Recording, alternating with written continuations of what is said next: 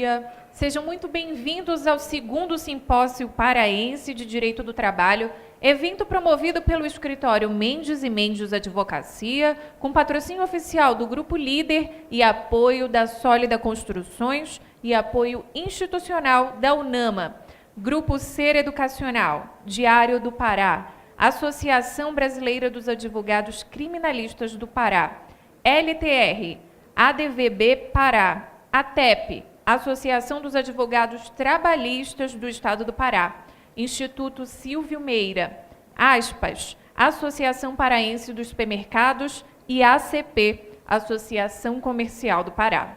Com o tema A Crise Política e o Mundo do Trabalho, daremos início ao nosso simpósio, convidando a compor a mesa de abertura o Dr. Giuseppe Mendes, sócio do Escritório Mendes e Mendes Advocacia, Dr. Alberto Campos, superintendente do Ministério do Trabalho e Emprego, Dr. Ideraldo Machado, procurador-chefe do Ministério Público do Trabalho, Dr. Marcelo Nobre, conselheiro federal da OAB, Dr. Daniel Cruz, presidente da ATEP, Associação dos Advogados Trabalhistas do Estado do Pará e presidente do Tribunal de Justiça de Deportos, Dr. Sérgio Barata e doutora Tereza Narrais, coordenadora acadêmica do simpósio.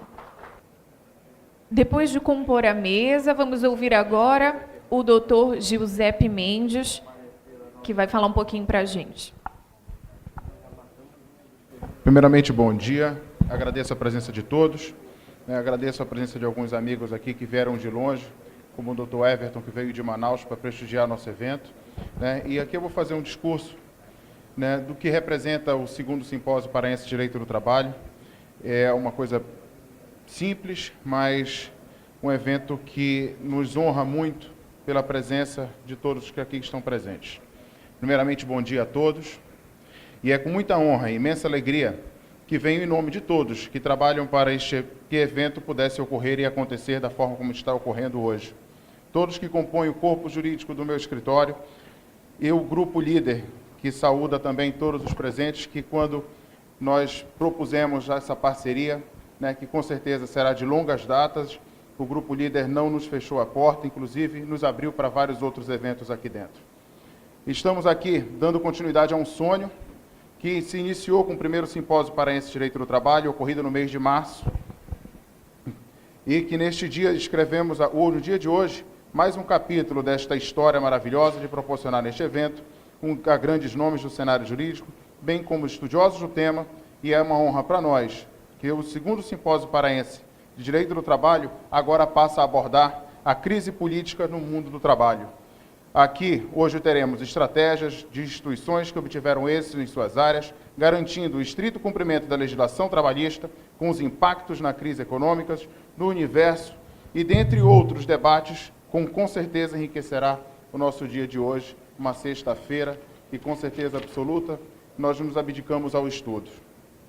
Aqui, inicialmente, quero agradecer a presença do Dr. Mário Paiva, da advogada Fabiola Marques, que está chegando, doutora Thaís Gutparax, que já está aqui, o desembargador da 8ª Região, Dr. Luiz Ribeiro, advogado trabalhista, Dr. Leone Pereira, que também está chegando, e a doutora Tereza Narrais, que, em especial, eu faço um agradecimento por toda a ajuda e todo apoio que elas nos têm prestado até os dias de hoje.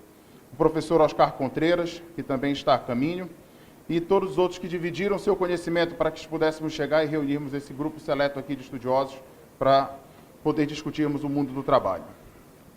Agora, eu peço desculpas e abro um parêntese na minha apresentação no dia de hoje, porque eu gostaria de prestar uma homenagem ao nosso procurador-chefe do Ministério Público do Trabalho, que na sua gestão hoje se encerra, que aqui está o doutor Ideraldo Furtado, que soube ontem e infelizmente não posso prestar a homenagem que lhe é de fato cabida, porque eu pude, durante esses 2 últimos anos, estar com ele dentro do TRT, frequentando as plenárias do tribunal e aprendendo todos os dias no quais nós tivemos contatos, doutor Ideraldo.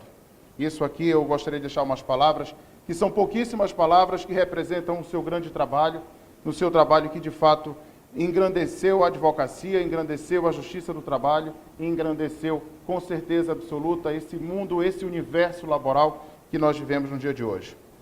Gostaria de prestar essa homenagem, doutor Ideraldo, pelos serviços prestados à sociedade, no momento que o senhor esteve à frente também do Ministério Público do Trabalho, e como forma de dizer que sua gestão foi admirável, que sempre foi pautada na imparcialidade, eficiência e sempre fazendo uso dos princípios da proporcionalidade e da razoabilidade para a manutenção das relações de trabalho de forma sempre harmônica, tanto no setor público quanto no setor privado.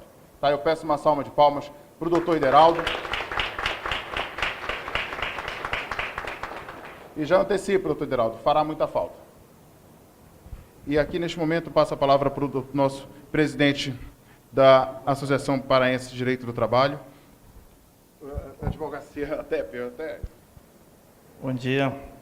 O doutor Giuseppe é uma pessoa muito legal que coloca a gente para falar sem avisar o protocolo, né? Gostaria de, antes de mais nada, agradecer a oportunidade, em nome da Advocacia Trabalhista, que a gente humildemente está conduzindo nesse biênio aí. Eventos como esse são importantes, principalmente num período que nós estamos, que com certeza vão acarretar grandes mudanças, grandes reflexões e novas diretrizes para a nossa vida em geral em sociedade. Queria agradecer a todos os participantes, tenho certeza que temos um seleto grupo aqui de palestrantes, e em especial ao Grupo Líder, por ceder gentilmente aqui essa sede para todos nós. Eu, particularmente, acompanho aqui, acho que todos nós que somos paraenses hoje em dia, estamos com uma crise de identidade muito grande, com as nossas grandes empresas morrendo, né? Então, ver um grupo forte como o Grupo Líder ainda se sustentando, ainda investindo, e principalmente eventos como esse, nos traz um pouco de esperança do que vai ser essa reforma trabalhista aí. Então, eu queria, sem mais delongas, desejar a todos um excelente evento, muito produtivo. E, meu amigo, estamos à disposição. Precisando, é só chamar. Bom, obrigada pelas palavras. Eu gostaria de convidar o Dr. Joelson Rodrigues, que é gerente jurídico do Grupo Líder, que vai falar um pouquinho para a gente, vai apresentar esse evento e dar início a essa abertura.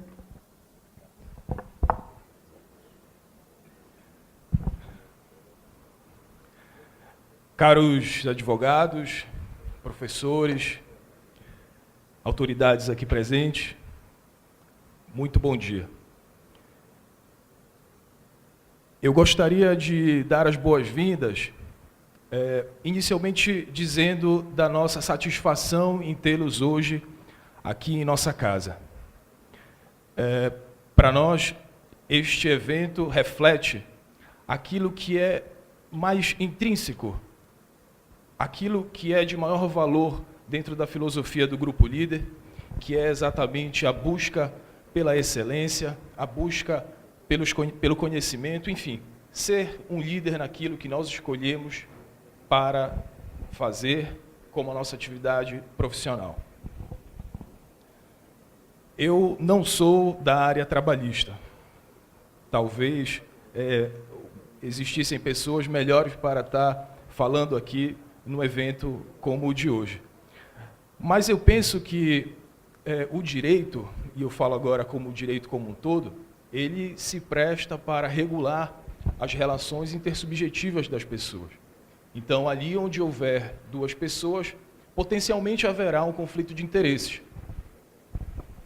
E havendo um conflito de interesses, o direito deve ali se antecipar e oferecer para a sociedade uma resposta para que esse conflito de interesses seja pacificado e assim conseguimos avançar no nosso dia a dia. O direito do trabalho, obviamente que além de cumprir essa função, eu penso que tem um elemento a mais. O direito do trabalho, ele regula as relações intersubjetivas no mercado de trabalho, exatamente ali onde as riquezas são produzidas. Então, tratar de direito do trabalho, senhoras e senhores, é tratar também de como uma nação, de como um povo deve se desenvolver, deve olhar para o seu futuro. Então, tendo esta noção em mente, a gente consegue perceber a importância que este evento tem hoje, que estamos sediando. Eu penso também que este evento não poderia estar acontecendo num momento mais propício. Nós temos a reforma trabalhista aí que está sendo tão falada, mas no nosso específico caso, aqui do mercado varejista, nós temos o recente decreto do presidente Temer que transformou a atividade de supermercados como uma atividade essencial e fez aquilo que nos propiciou a fazer aquilo que tanto já havíamos de demanda, que era a abertura das lojas nos nossos domingos, principalmente. Não pretendo, como eu disse, na minha área não é do direito do trabalho, não pretendo e não devo também tratar desse assunto. Sei que os integrantes, os professores que estão aqui, certamente tratarão desse assunto com louvor. Então, prefiro, sobre esse assunto, mais ouvir do que falar.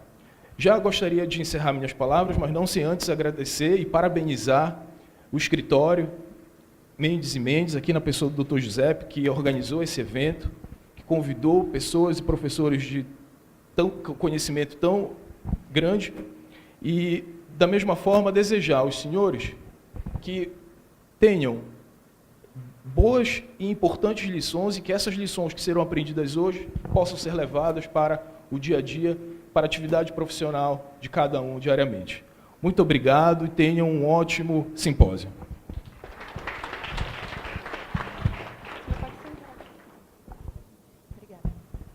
Bom, vamos passar as palavras para a doutora Tereza Narrajo, que é coordenadora acadêmica do evento e vai dar abertura ao evento tão logo. Bom dia a todos. Quero parabenizar o Dr. Giuseppe pelo evento e pela iniciativa, agradecer imensamente a oportunidade de poder retornar ao Pará. É uma região que eu particularmente gosto muito, sempre que eu venho aqui eu me sinto em casa, não é? E dar boas-vindas aos senhores que estão aqui numa sexta-feira, véspera de um sábado, final de semana, depois de uma semana corrida, uma semana trabalhosa, para poder sentar e discutir um pouco de direito do trabalho, que é o coração, ultimamente, que é o coração da economia do Estado e a única forma que a gente tem para poder conseguir a redução, ou pelo menos a eliminação da desigualdade social. Nós sabemos que o Brasil tem vários Brasis e em todas as regiões uma desigualdade imensa e que isso realmente é um câncer na nossa sociedade. Então, acredito que a união de todo mundo, e estando aqui com o Ministério Público, Poder Judiciário, advogados, OAB, faculdades, essa é a única forma que a gente tem de poder conseguir lutar por um Brasil melhor. Não é que eu acho, nós vivemos um momento muito delicado politicamente, o período das incertezas, né? Ou seja, nem o passado na nossa vida mais é certo nesse país. Cada hora sai uma medida nova, sai uma reforma e já se discute uma medida provisória, ou seja, parece que nós vivemos aí uma crise de legitimidade das instituições. E isso não é bom para nada, nem para o direito do trabalho, nem para a economia, nem para o país e nem para a nossa sociedade. Na verdade, só quero parabenizar o doutor Everaldo, que eu conheci agora, né? Tive o prazer de conhecer, agradecer que ontem recebeu meu colega de faculdade, o Oscar Contreras, e pôde mostrar para ele um pouquinho da realidade aqui, uma realidade um pouco diferente. Ele tem ficado em São Paulo só e está encantado de poder estar aqui no Pará também. E dar boas-vindas a todos os senhores, agradecer por tudo mais uma vez.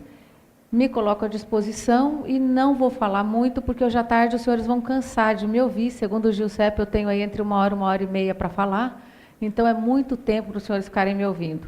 Agradeço e nos vemos durante o dia. Bom congresso a todos.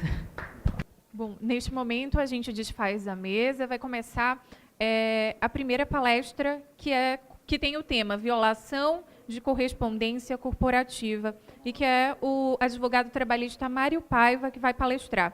O Mário Paiva é advogado militante em Belém, foi conselheiro e presidente da Comissão em Direito da Informática da OAB Pará, é assessor da Organização Mundial do Direito da Informática, tem mais de 400 artigos publicados em revistas e jornais, é autor e coautor de livros jurídicos.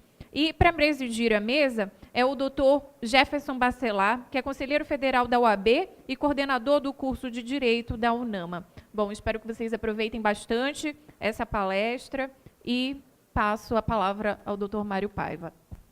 Obrigado. Eu gostaria, primeiramente, de agradecer ao doutor Giuseppe Mendes pelo convite, saudar todas as autoridades presentes neste evento, estudantes, professores, enfim, todos que dispuseram o seu tempo para essa conversa aberta sobre violação de correspondência corporativa. Eu tenho primeiro a falar para os senhores, primeiramente eu gostaria de falar que toda a exposição vai estar disponível a todos os participantes e que não há necessidade de acompanhar ou de transcrever o que tem colocado aqui nesses slides. Fico muito feliz do Dr. Giuseppe em pensar este trabalho, essa violação de correspondência, o impacto da informática no direito do trabalho, tendo em vista que hoje o assunto preponderante é a reforma trabalhista. Mas eu quero dizer aos senhores, como apaixonado por direito da informática, pelo impacto da informática, que esse tema é de extrema relevância, é extremamente atual, é extremamente importante. E eu quero lançar aqui e disseminar uma espécie de plataforma de conhecimento para que cada um de vocês tenham a exata noção da dificuldade de encontrar soluções que consigam resolver problemas advindos do impacto da tecnologia no direito. São problemas de toda ordem. Vocês podem observar que hoje a minha exposição, a minha conversa, só vai girar em torno da violação de correspondência corporativa. E vocês vão verificar que é um assunto que já vem de pelo menos, uma discussão de pelo menos datando de 15 anos atrás. Já vem de 2000, 2002, uma discussão sobre esse assunto. E, pasmem, até hoje não existe ainda uma forma uníssona, não existe ainda uma decisão específica dizendo, não, nós temos que seguir por esse caminho ou por aquele caminho, não. Não existe um pensamento fechado em relação à violação de correspondência. Mas por que isso? Porque nós, quando houve o impacto da tecnologia na informática, o impacto da tecnologia no direito, o que acontece? Velhos pressupostos, velhos princípios do direito, eles são colocados em xeque. Muitas das situações advindas de violação de correspondência, desse impacto, não são resolvidas pelos princípios basilares do direito. Ou seja, o arcabouço jurídico que nós temos, a legitimidade dos institutos jurídicos, eles não estão adaptados a essas situações. Então, uma vez não adaptados, eles ficam muito difíceis de serem corrigidos, de serem aplicados, porque princípios, muitas das vezes, que nós temos como efetivos, como absolutos, eles são quebrados no momento em que nos deparamos com essas situações de violação, de princípios de privacidade, de intimidade e de sigilo de correspondência. Bom, quando começaram a surgir esses questionamentos, a jurisprudência, a doutrina começou a produzir trabalhos nesse sentido.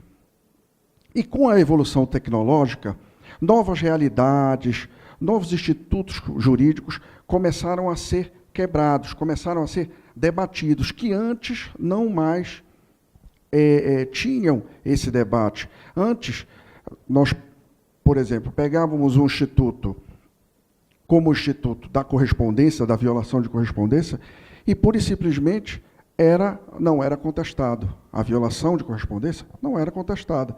Você não violava a correspondência, você não atingia privacidade, você não atingia a intimidade do trabalhador, porque são direitos constitucionalmente protegidos. Então, nós tínhamos, né, e ainda temos, um abismo entre esse mundo, essa realidade virtual e o mundo jurídico, e nós precisaríamos de soluções adequadas. Para que vocês tenham uma ideia, um dos marcos principais em relação a esse estudo da tecnologia foi um evento. E aí nós estamos hoje reproduzindo esse evento, um evento de 2002, ocorrido no Superior Tribunal de Justiça, em que foi exatamente este o tema da minha palestra no Superior em 2002. E até hoje vocês vão verificar, ao final da minha exposição, que até hoje nós não conseguimos resolver efetivamente qual o caminho a adotar em relação à violação de correspondência. Eu, como apaixonado pela informática e pelos instrumentos eletrônicos, lá nos anos de 2000, quando me disseram que eu não poderia sair do meu escritório para peticionar, que eu podia fazer o peticionamento eletrônico, logo eu comecei a trabalhar nesse sentido. E aí nós nos vemos obrigados, atualmente, a peticionar eletronicamente. Então, vocês têm que entender que é um caminho sem volta, é um caminho que você não pode negar. Naquela época, muitos advogados chegavam comigo e diziam, não, eu não vou digitalizar minhas peças, não vou aderir a esse sistema, isso é passado, isso acabou. Isso é um caminho sem volta que nós temos que nos adequar. E os benefícios advindos da tecnologia no direito são de toda a ordem. Então, não é uma opção. Ou você está no mercado, ou você com a tecnologia, ou você não está no mercado. Não é uma opção que o profissional possa escolher em relação a isso. E muitos problemas ocorreram lá nos anos de 2000, 2002, em relação ao avanço da tecnologia. Vocês veem, por exemplo, e aí eu quero enaltecer algumas situações, em que, com o avanço dessa tecnologia, o que ocorreu? Ocorreram benefícios, mas ocorreram muitos tropeços, o que é natural do avanço da informática no direito, é natural. O que acontecia? Antigamente, que eu digo nos anos de 2000, existiam empresas mal intencionadas, elas criavam, o doutor Ideraldo deve saber, que o Ministério Público ajuizou ações contra isso, eles criavam listas negras. O que eram aquelas listas negras? Pessoas, trabalhadores, que tinham ajuizado reclamações trabalhistas contra determinado segmento empresarial, e essas listas eram passadas pelas empresas, e aquele reclamante que tinha ajuizado uma reclamação trabalhista, por exemplo, de um banco, nenhum outro banco admitia aquele funcionário. Eram as chamadas listas negras.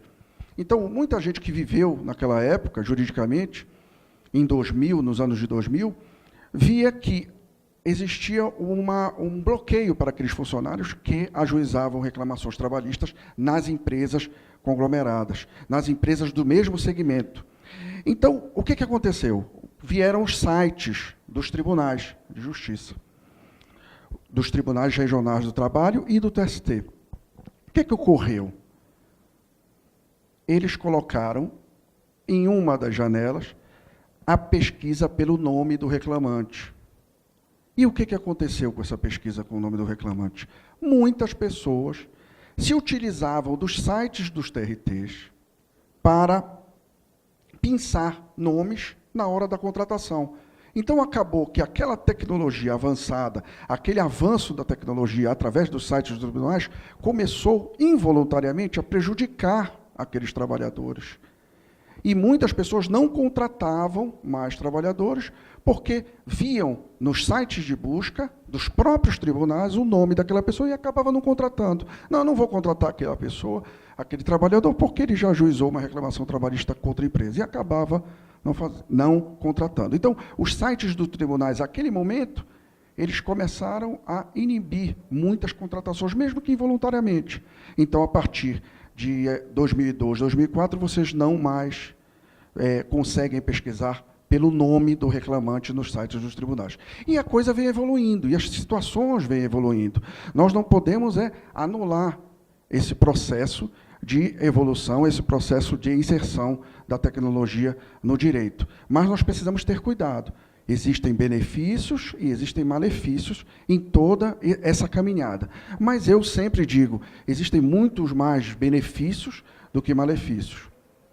E aí nós podemos entrar diretamente no tema, entendendo um pouco da evolução, rapidamente, da evolução em nível jurídico, nós podemos entrar agora o correio eletrônico. O correio eletrônico ele veio como uma bênção, né? O correio eletrônico é barato, o correio eletrônico tem confiabilidade, o correio eletrônico é uma ferramenta extremamente útil para o desenvolvimento do trabalho jurídico, enfim, de todas as nossas atividades. Hoje, eu desafio alguém que não tenha correio eletrônico aqui nesse auditório.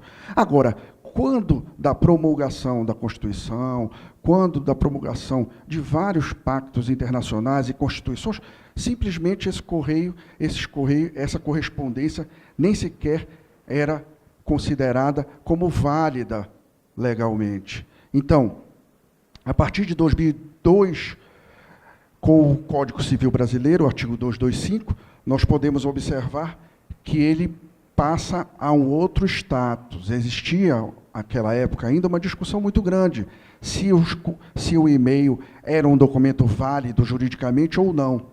A partir de 2002, e a partir da inserção do Código Civil Brasileiro, as correspondências, ou seja, quaisquer reproduções eletrônicas foram válidas. É o princípio da verdade real documental. Ou seja, se ninguém, naquela época, contestasse a validade do documento, o e-mail ou o documento eletrônico já servia como prova. E o Código Civil francês, naquela época, também, ele foi mais além. Ele igualou as forças. E hoje, praticamente, não se tem essa discussão de validade documental do e-mail, até mesmo porque o Código Civil já prevê como válido. E aí nós vamos entrar naquela situação que eu venho discutindo muito. Nós estamos num arcabouço jurídico mundial, constitucional, de vários países, em que a correspondência é um direito, é um princípio basilar, ou seja, a correspondência é equiparada à intimidade, enfim, à vida privada, é um direito elementar que está em todas as constituições, praticamente, do mundo. Então, a correspondência, ela tem assento na Constituição, o sigilo de correspondência é adotado pela Constituição, por pactos de vários organismos internacionais, Pacto de São José, Convenção Europeia de Direitos Humanos, enfim, existe um arcabouço de que a correspondência tem sigilo. Isso é indubitável, isso praticamente todas as constituições ocidentais e no mundo prevêem um sigilo de correspondência. E ainda a Constituição Espanhola ainda vai mais além. Ela põe, inclusive, uma limitação ao acesso ao sigilo de correspondência e que a própria informática deve ter uma barreira em relação à informática. Então, ele diz assim, a lei limitará o uso da informática para garantir a honra, ou seja, o uso da informática ela tem um freio, ela tem uma parede. Qual é essa parede? A intimidade pessoal e familiar dos cidadãos. Os Estados Unidos também têm uma proteção específica nas suas emendas, constituições da América Latina, e vejam só, até mesmo a nossa Constituição bolivariana da Venezuela, que hoje é um país bombardeado democraticamente, ele assegura a inviolabilidade das comunicações privadas. E aí começaram-se as discussões em vários países. A partir do ano de 2000, começaram as discussões. Como é que nós vamos fazer? Nós temos a inviolabilidade da correspondência. Mas e-mail é correspondência? Nós podemos aplicar a mesma premissa do e-mail para a correspondência, como é que nós vamos fazer? Ela vai ser assistida? Ela vai ser... Nós vamos violá-la? Nós vamos criar um direito absoluto à intimidade? Não pode violar a qualquer momento? Nós podemos violar? Nós vamos equiparar? E aí começaram a surgir algumas premissas em relação a isso. Entendeu? Na Bélgica, por exemplo, em relação à necessidade de intervir, não há necessidade de intervir. Na Holanda, a questão de participação do sindicato. Japão, crimes contra crimes. Estados Unidos, o consentimento das partes. E aí começou o Reino Unido, naquela época também, ele optou, naquele momento, em vasculhar todos os e-mails em relação às comunicações eletrônicas. A França, já mais ciosa da liberdade de expressão, disse que não há necessidade, não podemos vasculhar o e-mail do empregado, e a situação foi mudando com o passar do tempo. Nós temos aqui uma dúvida principal. Nós temos direitos equiparados, né, a inviolabilidade da correspondência, a intimidade do trabalhador, a privacidade do trabalhador, das correspondências, e nós temos os meios de propriedade do empregador, nós temos o direito à imagem do empregador, então nós temos princípios de toda ordem, assegurado em várias constituições, em constante conflito com a entrada da tecnologia, com a entrada do e-mail. Então, nós acabamos por uma dificuldade, vamos dizer, muito complicada de nós encontrarmos uma solução que seja de bom grado para ambas as partes, porque todos têm esse direito constitucional assegurado. Como é que nós vamos resolver isso? E, pasmem, como eu digo para os senhores, eu venho discutindo isso há pelo menos 15 anos, desde a palestra do STJ, e até hoje a jurisprudência vacila. E existem inúmeros tentáculos para serem, inúmeras proposições em relação a esse tema. Por isso que eu digo no início que hoje, e agradeço ao doutor Giuseppe por essa oportunidade de demonstrar isso, porque eu quero plantar essa semente nos senhores e demonstrar o quanto é difícil as questões colocadas com base nesses valores, com base nesse impacto da informática, e como elas são complicadas de serem resolvidas no dia a dia, e como elas trazem perplexidade para as resoluções desses problemas. E aí vocês vão verificar, porque eu fiz um apanhado ano a ano, um apanhado conforme as decisões iam se mudando, e alguns entendem que essa situação está pacífica, mas vocês vão verificar, ao final, em recente decisão desse ano, que a situação não é pacífica, ainda gera uma série de dificuldades. Por que vocês prestem atenção no seguinte? Essas premissas, essas inviolabilidades do sigilo de correspondência e intimidade são direitos duramente conquistados durante muitos e muitos séculos.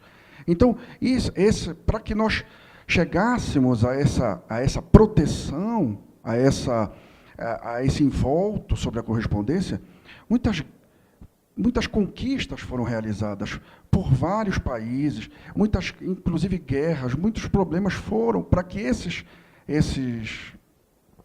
documentos fossem celebrados, para proteger. Não são coisas simples que foram conquistadas. E quando a tecnologia se insere em tudo isso, ela começa a dar perplexidade para essas situações. Então, nós vemos aqui uma lista enorme de situações. O empregador pode fiscalizar injustificadamente e, a todo momento, o e-mail do empregado? Pode ter acesso indiscriminado? O correio que é disposto pela empresa é o mesmo correio utilizado no horário de trabalho? O correio particular tem a mesma preferência do correio eletrônico para fins de monitoramento, o corporativo e o particular? Nós temos que realizar códigos de conduta, nós temos que chamar o sindicato, nós temos que estabelecer normas em convenções coletivas. Então, só esses tópicos, cada tópico desse tem um sentido e tem um mote para ser estudado.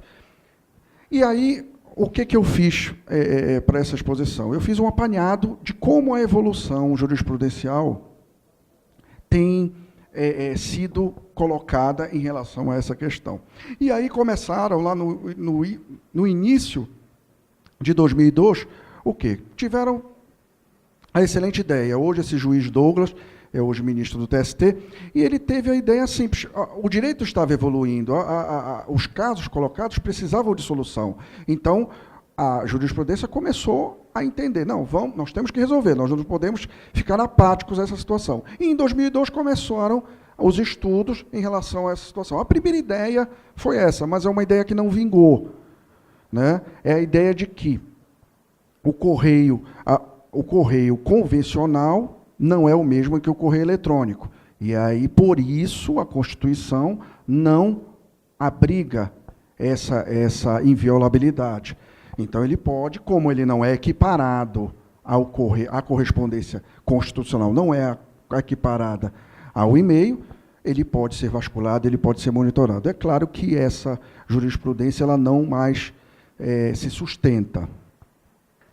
Outra jurisprudência nesse sentido é que, como a finalidade do e-mail corporativo colocado ao empregado é uma finalidade para fins de produção de trabalho, então ele pode ser, sim, controlado. E, em 2005, existiu esse paradigma, esse acórdão paradigma, e esse, sim, a princípio, ele trouxe uma pá de cal, pelo menos momentânea, em relação à questão da violação de correspondência. Mas ele trouxe uma efêmera solução. Muitas discussões ainda estão sendo trilhadas. Mas como é que ele se posiciona? Ele diz assim, os direitos sacrossantos, né, do e-mail particular, ou seja, o e-mail privado do trabalhador, usado no ambiente de trabalho, ele não pode ser violado. Mas o e-mail corporativo, como passa uma imagem da empresa, ela pode, sim, ter o seu controle efetivado, ou seja, ele pode ser monitorado, ele pode ser violado para uma possível punição trabalhista. Então, a partir de 2005, houve no Tribunal Superior do Trabalho uma situação pontual, ou seja, ele trouxe o norte do pensamento. Mas o pensamento não para aí. O pensamento não é estanque. Esse pensamento não é estável. Aí veio também uma variação. E aí, conforme o desenvolvimento do pensamento, 2007, começaram a procurar, né, é interessante, como existem direitos, princípios constitucionais, é preciso criar. Na verdade, o que a Constituição fala e não faz nenhuma objeção? Ele diz que é inviolável a correspondência. Ora, se a Constituição fala que é inviolável a correspondência, então toda a correspondência é inviolável. Não tem que fazer discriminação onde a Constituição não faz. Você não pode fazer essa discriminação. Você não pode fazer segmentar essa proteção constitucional. No entanto, nós temos que resolver. Nós temos que criar elementos. E a jurisprudência faz o favor de nos ajudar a criar essas palavras que visem o monitoramento. Ou seja, ele diz aqui, não há razoável expectativa de privacidade. Quando o e-mail é colocado pelo empregador ao empregado para a produção de riqueza, como instrumento de trabalho, ele deve automaticamente saber que este e-mail não é possível, ele já espera que não haja privacidade. Então, como ele já espera, já tem uma expectativa que não tem privacidade naquele e-mail, então o empregado já vai se conformar a ter o seu e-mail monitorado. Prova lícita também era uma situação muito desgastante. É lícito os e-mails para fins de rescisão do contrato de trabalho por justa causa? Então, era uma questão também que permeava muito a jurisprudência dos tribunais. Então, foi também delimitado, em 2008, foi delimitado que a prova é lícita sim, ou seja, aquela prova, aquele e-mail corporativo vasculhado, em que o trabalhador mal utiliza aquele e-mail, essa prova é utilizada e pode ser utilizada como lícita. E aí vem também a aplicação razoável do direito, a aplicação limite moral. Então, o que este acórdão fala de 2009? Ele diz assim, que você pode até usar, o empregado ele pode usar o e-mail, mas desde que uma forma razoável, desde que uma forma que não atrapalhe o bom andamento do seu serviço. Então, não se aplica o dano moral pela vasculha do e-mail, mas também permite que o funcionário use o e-mail de uma forma razoável, como ele fala, limite moral. E ele diz o seguinte, já agora em 2015, a jurisprudência tem entendido, não, ele pode usar no ambiente de trabalho, desde que de forma moderada. E a reprimenda e também não permite que o empregador, com um simples envio do correio particular no horário de trabalho, ele não permite que haja uma justa causa. Então, a justa causa só pode haver se houver um uso abusivo daquele e-mail particular no ambiente de trabalho.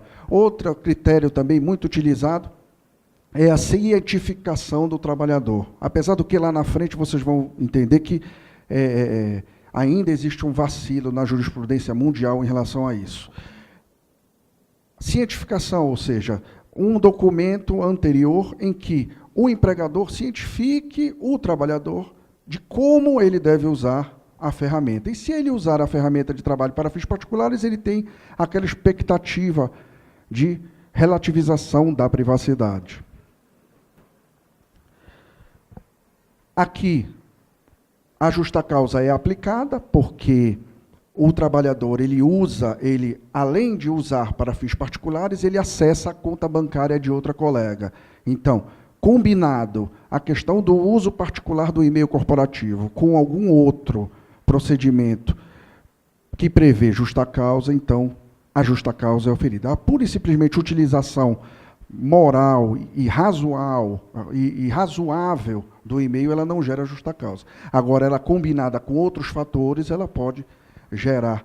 E aí fala também, e aí começam acórdãos e começam jurisprudências de toda a ordem. Essa jurisprudência eu fiz questão de colocar aos senhores de como há uma variação, ainda há discussão, ainda há tormenta em relação a esse procedimento. Então, nesse acórdão, o Tribunal Superior do Trabalho diz assim, não vamos demitir esse funcionário porque é rigor excessivo, porque é muito rigorismo nós demitimos por justa causa. Mas por quê? O que ele fez? Ele enviou no correio corporativo, o correio particular, ele enviou mensagens particulares no correio corporativo. Mas espera aí, foi um conteúdo pornográfico? Não foi conteúdo pornográfico. Ela só disse assim, trata-se de hipótese de fatos e provas. O conteúdo do e-mail não continha cenas de sexo. Continha, como título, apenas fotos de pênis. Então, assim, já é uma variação. Você pode mandar o conteúdo pornográfico, mas não são cenas de sexo, são fotos de pênis. Aí não tem problema, a pessoa continua e não é aplicada a justa causa. Então, a cada situação vai se apresentando uma novidade, vai se apresentando um modo de proceder no sentido de realizar a demissão ou não. Então, nesse acordo, o que aconteceu? Não houve justa causa, não foi aplicada a justa causa pelo conteúdo das mensagens, e aquela mensagem pornográfica não é suficiente para a aplicação da justa causa.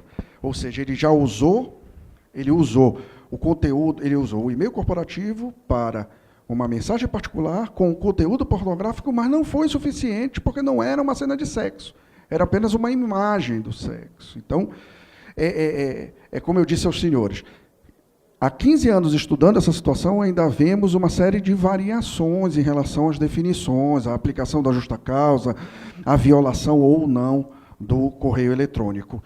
E também o Código Penal, em recente alteração, ele também criminaliza o acesso ao e-mail, às questões, às comunicações eletrônicas privadas. Então, o empregador deve ter muito cuidado. Na hora de você aconselhar o seu cliente, você deve ter muito cuidado, porque também pode incorrer em uma condenação penal por ser indevido o monitoramento de mensagens eletrônicas.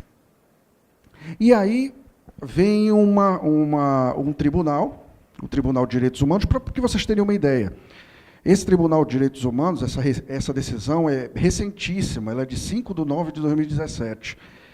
E ela vem colocar uma bagunça completa em relação ao sistema que estava sendo desenvolvido. Esse Tribunal de Direitos Humanos, e isso já foi em grau de recurso, a decisão não foi unânime, foram 11 votos a 6. Então, vocês veem que um tribunal supranacional, né, de direitos humanos, que não é um tribunal de recurso, é um tribunal para discutir a Convenção Europeia de Direitos Humanos, ele ainda tem uma decisão em primeira instância e uma decisão em segunda instância, que hoje é esta e é irrecorrível, ainda discutindo sobre a questão da violação da correspondência eletrônica, a utilização do e-mail corporativo para fins privados. E olha o que ele disse. As empresas têm de avisar os trabalhadores antes de acenderem o seu correio eletrônico e não podem reduzir a zero a privacidade dos funcionários no período laboral. Tratava-se de um engenheiro na Romênia, em que foi demitido pela utilização de um chat colocado à disposição para ele pela empresa, e ele começou a passar mensagens particulares naquele chat, naquele instrumento eletrônico. E o Tribunal Europeu disse assim, não, mesmo as mensagens utilizadas para fins comerciais, para fins de empresa, mesmo esses e-mails privados, esses e-mails corporativos com mensagens privadas devem ser respeitados. E a privacidade e a intimidade do trabalhador não pode ser reduzida a zero, ou seja, ainda tem que ser preservada mesmo utilizando para fins particulares o e-mail corporativo. E essa foi a decisão principal. O que é que nós podemos aconselhar ao empregador? Então, que aqui existem muitos advogados de empresas, nós podemos indicar o quê? Na hora de vasculhar os e-mails, procurar os índices, o subject, evitar entrar nas mensagens privadas, verificar o número de e-mails que foram encaminhados, de e-mails privados, através do e-mail corporativo. Se possível, pedir ao auxílio de um representante sindical, realizar regulamentos, colocar na convenção coletiva regras específicas para o monitoramento do correio, para evitar problemas seríssimos como crimes, ou como uso indevido do e-mail, monitoramento exacerbado, evitar essas situações. E aí, no mundo inteiro também, nós vemos critérios de monitoramento. Então, a empresa deve ser aconselhada a não vasculhar o e-mail do empregado de forma irrestrita, de forma injustificável. Ela deve ter procedimentos, deve ter na convenção coletiva, deve estabelecer um código de conduta, no sentido de evitar esse tipo de abuso, porque, como eu já disse algumas vezes, são preceitos constitucionais, não são direitos que começaram a nascer ontem, não, são princípios constitucionais assegurados na Constituição. Então, toda a cautela deve ser tomada quando houver um monitoramento. E até nos tribunais também internacionais, eles justificam muito a questão da idoneidade da investigação, da necessidade e da proporcionalidade. Então, existem todos esses três elementos mundiais no sentido, na hora de vasculhar o e-mail do empregado. E vocês podem ver, como eu disse no início, uma simples violação de um correio eletrônico parece pequeno, mas olha quantas decisões, quantas idas e vindas em relação a esse tema. Inclusive, ao final, o Tribunal de Direitos Humanos Mundial dizendo que o e-mail, por fim do empregado, mesmo que corporativo, se usado para fins particulares, deve ter respeitada a sua privacidade. E aqui também existem regras que vão estar disponíveis para os senhores, diretrizes de utilização do e-mail também. Por exemplo, o e-mail para fins sindicais. Nós temos liberdade sindical assegurada na Constituição, nós temos todo um arcabouço de mecanismos que privilegiam a liberdade e os mecanismos sindicais, então, nós podemos sim inserir isso em uma convenção coletiva, em um contrato de trabalho em que a comunicação sindical é livre, ou seja, o sindicato pode utilizar os e-mails corporativos, enfim, os e-mails disponíveis para liberar e difundir suas atividades sindicais. Comunicação, deixar claro, essa é a melhor regra, deixar claro a utilização do e-mail para fins profissionais, para fins particulares. A tendência mundial é que os e-mails possam ser utilizados, o e-mail corporativo possa ser utilizado para fim particular, sim, ele não é vedado totalmente, tem que haver um critério mínimo. E na utilização desse e-mail, que nós chamamos aí uso social do e-mail, que é inevitável, que as empresas jamais podem evitar. No passado, existiam algumas premissas de que empresas bloqueariam a internet nos computadores dos empregados, bloqueariam os e-mails para utilização. Isso não existe mais, isso daí já é passado. Isso a gente não pode mais pensar nisso. Isso aí a gente tolhe o direito de criação do empregado, o direito à empresa de prosperar. Então, essas vias já estão em desuso, elas não são mais utilizadas. Então, são criados novos mecanismos, como o uso social do e-mail. O e-mail podendo ser usado de uma forma não abusiva, de uma forma proporcional e sem tolher, sem criar falsas expectativas no funcionário. Bom, e por fim, como foi o objetivo dessa breve exposição, é plantar, é criar uma situação de que o impacto da informática, o reflexo da informática no direito, e isso é só um ponto, gente, isso é só um ponto do impacto da informática, a violação do e-mail. Vocês veem quantos julgados, vocês veem quantas discussões, um Tribunal Europeu de Direitos Humanos discutindo essa situação de um cidadão romeno. Então, assim, só esse ponto já é suficiente para um debate exaustivo sobre essa situação. Por quê? Porque ele fere direitos absolutos, ele fere a privacidade, ele fere a intimidade do trabalhador. Um simples e-mail pode causar danos irreversíveis na vida daquele funcionário. Então, nós temos que estar preocupados com todo esse ordenamento jurídico, que muitas das vezes eu chego a dizer que o ordenamento jurídico que todos nós criamos, e em 2012 eu, inclusive, até lancei a ideia de um ramo específico do direito, o direito da informática, que hoje tem cadeiras em algumas faculdades, cadeiras específicas sobre isso, porque é um ramo tão específico, é um ramo tão difícil, de difíceis soluções. Por quê? Porque nós estamos com arcabouços jurídicos já de muitos anos trabalhando em bases físicas e não em bases digitais. Quando essas bases digitais são transportadas para o nosso arcabouço jurídico, elas têm dificuldades enormes, inclusive de adaptação, de completa incompatibilidade. Vocês veem, por exemplo, em crimes eletrônicos, vocês verificam que atualmente um crime pode ser perpetrado aqui em Belém e a competência e ter efeitos em vários países, e a gente não sabe nem qual é a competência, a quem a gente vai dirigir, como a gente vai coibir aquele crime, enfim. E nisso existem várias situações, peticionamentos eletrônicos, exposição de privacidade, os sites dos tribunais, infelizmente, de qualquer forma, eles contribuem de forma involuntária para a privacidade das pessoas. Vocês verificam hoje que os tribunais de justiça expõem, com base no princípio constitucional da publicidade, expõem o nome dos litigantes. Vocês veem que, no passado, a exposição dos litigantes ela se dava apenas no Diário Oficial da Justiça. E ninguém lia praticamente o Diário Oficial que não fossem os profissionais. E era uma vez na semana, uma vez no ano, que você lia o nome. Hoje, os nossos nomes em processos judiciais são expostos em todos os tribunais de justiça, tribunais do trabalho, com nome, com relato da causa, causando uma série de invasões de privacidade.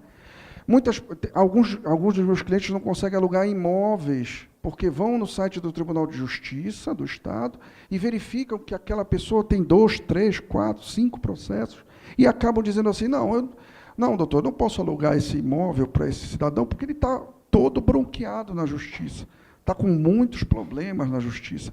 Então, nós precisamos plantar estudos que eu, infelizmente, desde 2012 eu vejo que há um decréscimo em relação ao pensamento, em relação a esse impacto da informática, e eu vejo as situações de violação de privacidade, de intimidade, sendo, de certa forma, extintos em muitos dos casos, e trazem muitos prejuízos. É como eu digo a vocês, uma coisa é você verificar no Diário Oficial, no passado, de um litigante A ou B, e outra coisa é você ter 24 horas à disposição o nosso nome em processos judiciais, que podem gerar e geram uma série de discriminações. E o tema não é muito discutido porque os processos judiciais são públicos. Então, se eles são públicos, eles têm que estar disponíveis integralmente a um sem número de pessoas. Mas 7 dias na semana, 24 horas por dia e no mundo inteiro. Será que isso é privacidade? Será que isso é intimidade das pessoas? Será que nós não estamos potencializando infrações ao direito de privacidade, ao direito... Então, essas coisas, essas situações que vêm sendo postas aos profissionais de direito, têm que ser muito repensadas, têm que ser muito estudadas, para que esse impacto não seja negativo, seja o minimamente possível negativo e viole minimamente os direitos duramente conquistados durante muitos séculos. Então, nós temos que realmente evitar uma extinção destes direitos, extinção da privacidade. Mas é um e-mail só, é o e-mail do empregado, é o e-mail do patrão, foi só uma violação. Não, aquilo dali pode destruir com a família da pessoa, com a família do empregado, pode ser aplicado a uma justa causa, pode ser... podem ter consequências deletérias de toda a ordem. Então, nós temos que encontrar nas relações de trabalho, na informática, um equilíbrio. E muitas das vezes, e por isso eu agradeci essa oportunidade ao Dr. Giuseppe, para que eu possa plantar e seguir plantando essa ideia de que nós temos que nos debruçar mais e mais sobre esses eventos, porque esses eventos, a cada dia, eles violam os nossos princípios, eles violam a nossa intimidade, a nossa privacidade, e o tempo vai passando e a gente não vai se debruçando sobre essas questões, achando que está tudo normal, achando que as coisas são assim mesmo, a evolução é assim mesmo.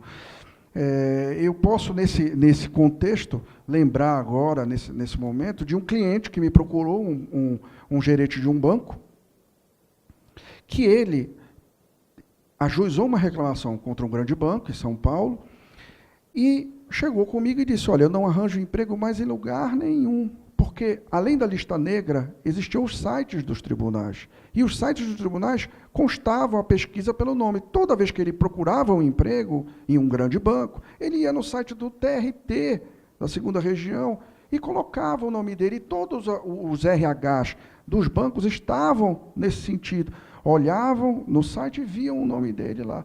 E ainda hoje, os tribunais regionais do trabalho ainda não têm uma política de anonimização de processos judiciais, de nomes de processos. Existem processos em que se discute doenças que causam discriminação de toda a ordem, como tuberculose, como AIDS, como outros processos, que basta que você acesse o site dos TRTs e você verifique toda a história do cidadão, colocando ele em risco e colocando ele, vejam bem, de uma forma involuntária e de uma forma legítima, porque existe o princípio da publicidade das decisões judiciais, que até fazem com que ela seja válida. mas nós precisamos, porque como o nosso arcabouço não foi adaptado, não foi criado para essas situações, nós precisamos criar, então, assim como está sendo criado no e-mail, expectativa de privacidade, código de conduta, esmiuçar a questão da utilização do e-mail corporativo para fins privados, e mesmo assim o empregador não pode acessar o conteúdo da mensagem. Nós precisamos nos aprofundar para chegar a alguma conclusão, ou a conclusão mínima, para que o impacto da informática não seja tão deletério quanto é, e nós continuemos a aproveitar os benefícios. A palavra é, nós precisamos de um equilíbrio social, para desenvolver essas estruturas com o maior benefício para os atores sociais. E era isso que eu queria dizer aos senhores, para expedir um alerta, para que se debrucem sobre esse tema e para que aprofundem essa discussão, para que a gente possa ter nas relações de trabalho um maior aproveitamento do aparato tecnológico colocado à disposição de todos. Obrigado.